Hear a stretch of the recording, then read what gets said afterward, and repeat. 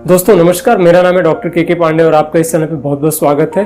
दोस्तों आज हम बात करने वाले हैं मेंटल सिम्टम के बारे में। एक बहुत ही इंपॉर्टेंट मेंटल सिम्टम होता है दोस्तों, वो है डिप्रेशन एंड एंग्जाइटी।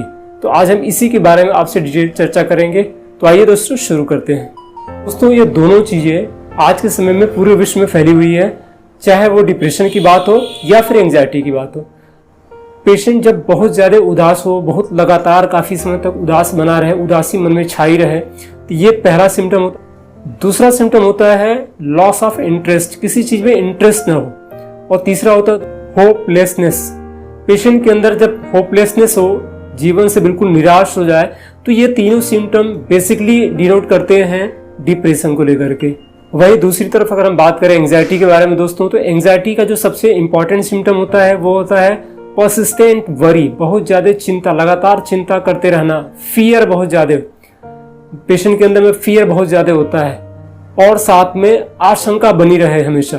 तो दोस्तों चिंता करना, लगातार चिंता करते रहना, भय होना और आशंका होना किसी अनहोनी के बारे में, ये तीन सिम्टम स्पेशली इंडिकेट करते हैं एंग्जाइटी को लेकर के। तो ये सिम्टम्स हैं डिप्रेशन और एंग्जाइटी को लेकर के। दोस्तों आज हम इसके बारे में डिटेल आपसे बात करेंगे और ये आज के समय में पूरे विश्व की बहुत बड़ी चिंता का विषय है कि ज़्यादातर लोगों के अंदर में ये सारे सिम्टम्स आपको देखने को मिलते हैं दोस्तों। तो इसमें हम होम्योपैथी से क्या सहयोग कर सकते हैं लोगों का, आज इसी के बारे में आपसे चर्चा करेंगे। तो आइए दोस्तों शुरू करते हैं। तो अब हम बात करते हैं होम्योपैथिक मेडिसिन के बारे में। जैसा कि आप लोग जानते हैं कि homeopathic medicine as a whole काम करती है, एज ए होलिस्टिक काम करती है, पूरी कॉन्स्टिट्यूशन को ले करके ये काम करती है। तो वैसी कंडीशन में क्या होता है कि जब भी किसी भी व्यक्ति का अगर पूरा कॉन्स्टिट्यूशन एक बार सामने आता है, कॉन्स्टिट्यूशन का मतलब क्या होता है कि उसका फिजिकल, मेंटल, इमोशनल सारा का सारा लेवल एक साथ में कनेक्टेड हो जाता है। तो जब सारी चीजें एक साथ कनेक्टेड हो जाएंगी तो फिर कोई भी बीमारी हो, चाहे वो मेंटल लेवल की हो, फिजिकल लेवल की हो, वो पूरी तरीके से समाप्त हो जाती है, चली जाती है शरीर से। इसीलिए होम्योपैथी को कहा जाता है एज ए होलिस्टिक अप्रोच, ठीक है, जिसमें एक पूरा होल अप्रोच को लेकर के काम करती है, ठीक है, मतलब मेंटल, फिजिकल और इमोशनल लेवल।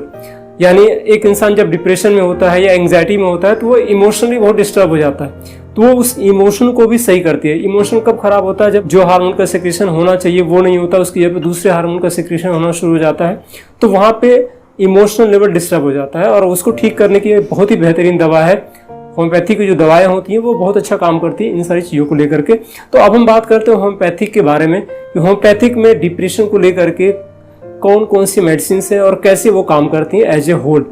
दोस्तों ये सारी मेडिसिन मैं आपको बता रहा हूँ एक जानकारी के तौर पे। अगर इसका यूज़ कर रहा हूँ तो डेफिनेटली मैं कहूँगा कि आप किसी प्रोफेशनल या जो क्वालिफाइड डॉक्टर हैं उनके साथ मिल करके पूरी टेस्टिंग करा करके फिर दवा का आप चुनाव कीजिए, तो वो सबसे बेस्ट रहेगा आपके लिए, ठीक है। तो आइए हम बात करते हैं मेडिसिन के बारे में। दोस्तों जो पहली दवा है हमारी डिप्रेशन की वो है इग्नेशिया अमारा। इग्नेशिया 200 पोटेंसी की बहुत ज़्यादा अच्छी वर्क करती है। वैसी कंडीशन में इसका इंडिकेशन होता है जब पेशेंट बहुत गहरे दुख में, बहुत कोई गहरा सदमा लग जाए, वैसी कंडीशन में दुख के साथ साथ में पेशेंट को उदासी हो, बहुत ज़्यादा सैडनेस हो, उदास हो पेशेंट बहुत ज़्यादा, और मूड उसका स्विंग कर जाए, मतलब मूड उसका बदल जाए। अभी वो हंस रहा है, अगले पल वो रोने लगेगा, अगले पल वो क्या करेगा इसकी कोई गारंटी नहीं होती है। इतना स्विंगिंग कंडीशन होती है मूड के अंदर में। तो वैसी कंडीशन में बहुत अच्छी दवा होती है दोस्तों इग्नेशिया।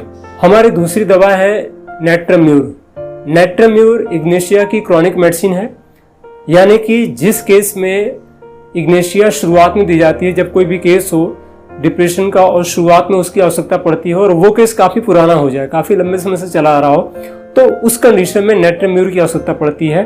और नेट्रम्यूर और ज़्यादा डीप एक्टिंग मेडिसिन है। तो नेट्रम्यूर के अंदर भी सैडनेस होता है, उदासी होती है, लाइफ से विड्रॉ कर जाता है पेशेंट, उसको बहुत ज़्यादा लाइफ में इंटरेस्ट नहीं रह जाता है और पेशेंट बहुत ज़्यादा अंदर से हताश हो जाता है किसी चीज़ को लेकर के। तो सेंसिटिविटी जो उसकी होती है वो इमोशनल लेवल पे बहुत बढ़ जाती है। तो वैसी कंडीशन में नेट्रम्यूर बहुत अच्छा काम करती है दोस्तों। तीसरी दवा है आराम मेटेलिकम। आराम मेटेलिकम का जो मेन इंडिकेशन होता है कि ऐसे लोग अपने आप को ये समझते हैं कि वो वर्थलेस हैं, मतलब उनकी कोई वैल्यू नहीं है, उनकी कोई कीमत नहीं है, उनकी कोई इम्पोर्टेंस नहीं है, जीवन जीने का उनको कोई उद्देश्य नहीं समझ में आता है। वर्थलेसनेस अपने आप को समझते हैं, उनको लगता है कि अपने आप को कंडेम कर जाएं, ख़त्म कर दें अपने आप को, मतलब वो अपने आप को ख़त्म कर देना, सुसाइडल टेंडेंसीज आ जाती है, सुसाइड के बारे में बात करना शुरू कर देते हैं, मन करता है उनको कि सुसाइड करना, इस टाइप की जो फीलिंग्स होती है ऐसे पेशेंट के अंदर में आ जाती है, बहुत ज़्यादा गहरे डिप्रेशन में ये चले जाते हैं। तो उस तरह के सिम्टम्स आने शुरू हो जाते हैं। वैसी कंडीशन में आरएम मेटेलिकम 200 पोटेंसी बहुत अच्छा वर्क करती है। हमारी अगली दवा है डिप्रेशन के लिए, वो है पल्साटिला। पल्साटिला ऐसे पेशेंट के लिए बहुत ज़्यादा यूजफुल होती है जो हमेशा रोने की इच्छा जिनकी हो, अंदर से हमेशा वो मन करे उनकी रोने वाली, साथ में उनको ऐसा मन करे कि अंदर से कि वो लोग उनको शांत कराएं, सांत्वना दे, उनको कॉन्सोलेशन चाहता है, ठीक है। इसके अलावा पेशेंट के अंदर में चिपकने वाली आदत होती है कि लोग उसको सांत्वना दें, उसको चुप कराएं, उससे बात करें। तो ये फीलिंग होती है पल्साटिला के पेशेंट की, और रोने की इच्छा होती है बहुत ज़्यादा, मन में बहुत ज़्यादा बात बात पे रुलाई आने, अपनी बात कहते कहते पेशेंट रोना शुरू कर देता है, इतना डिप्रेशन में होता है। तो इन सारी सिम्टम्स के आधार पर पल्साटिला बहुत अच्छा वर्क करती है दोस्तों। इसी का उल्टा होता है दोस्तों सीपिया। अगली दवा है हमारी सीपिया। सीपिया में क्या सिम्टम मिलता है कि पेशेंट इंडिफरेंस होता है, जिसको पेशेंट बहुत ज़्यादा चाहता है उसी से नफरत करने लग जाता है, उसी के ऊपर गुस्सा दिखाने लग जाता है, कंपनी नहीं चाहता है पेशेंट चाहता है अकेले रहना, किसी का परवाह नहीं करता है। पेशेंट के अंदर इरिटेबिलिटी बहुत ज़्यादा हो जाती है, चिड़चिड़ापन, गुस्सा बहुत ज़्यादा हो जाता है, और ऐसे पेशेंट को वो चाहता है कि अकेले रहे, ठीक है, लोगों का साथ उसको बहुत ज़्यादा पसंद नहीं आता है। तो ऐसे पेशेंट के लिए सीपिया 200 पावर की बहुत अच्छा वर्क करती है दोस्तों। डिप्रेशन की ये बहुत अच्छी दवा है। डिप्रेशन की एक और दवा है दोस्तों स्टेफिसेग्रिया।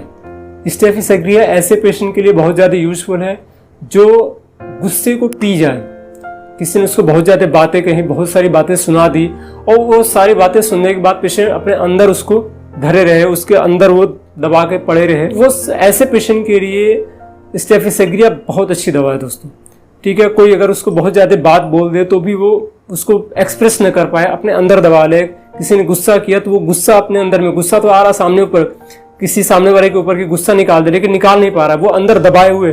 तो वैसे पेशेंट के लिए दोस्तों स्टेफिसेग्रिया 200 पावर की बहुत अच्छा काम करती है। दोस्तों अब हम डिस्कस करते हैं एंग्जाइटी के बारे में। एंग्जाइटी के बारे में भी हम वैसे ही बात करेंगे जैसे भी हमने बात किया था डिप्रेशन के बारे में। ये एज होल काम करती है। कुछ कॉमन मेडिसिन जो कि यूज की जाती हैं एंग्जाइटी के केस में, उसके बारे में आपसे डिस्कस करेंगे। सेम दोस्तों ये भी कंडीशन है कि ये सारी दवाएं किसी प्रॉपर होम्योपैथिक डॉक्टर के सानिध्य में ही लेना चाहिए। तो हम बात करते हैं आगे की मेडिसिन के बारे में जो कि एंग्जाइटी से रिलेटेड है।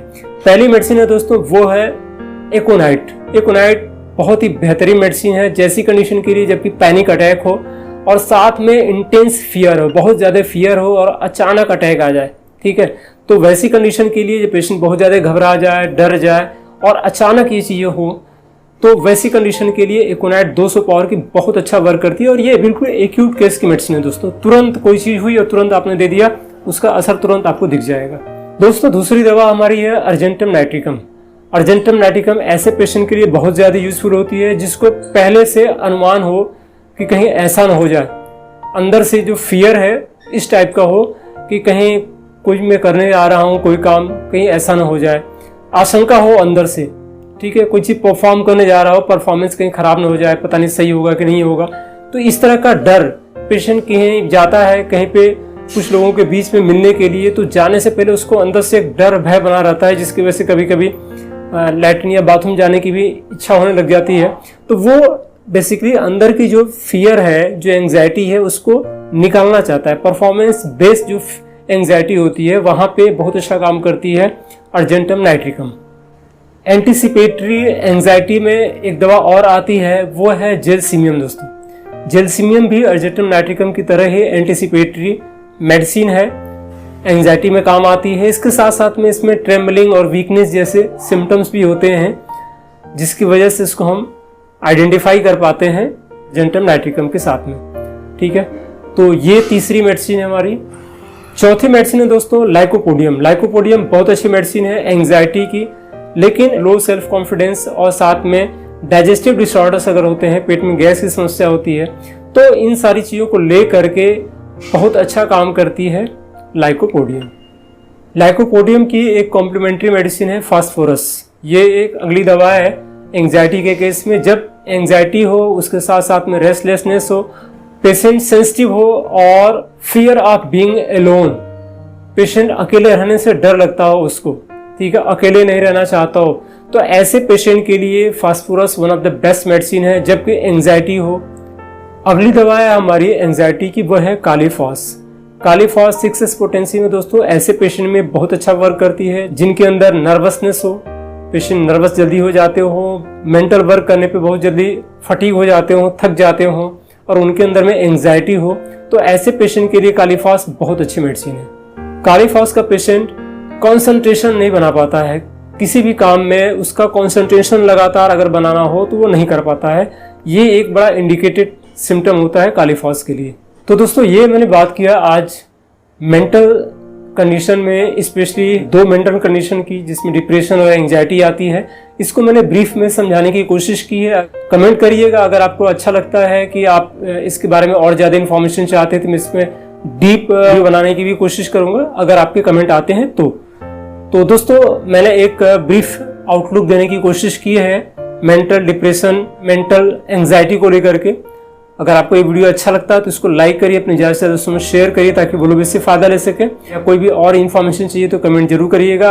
वीडियो कैसा लगा दोस्तों जरूर बताइएगा मुझे कमेंट करके, और अगर ये वीडियो अच्छा लगा तो इसको लाइक करिए, शेयर करिए अपने दोस्तों में ताकि वो लोग इससे फायदा ले सके।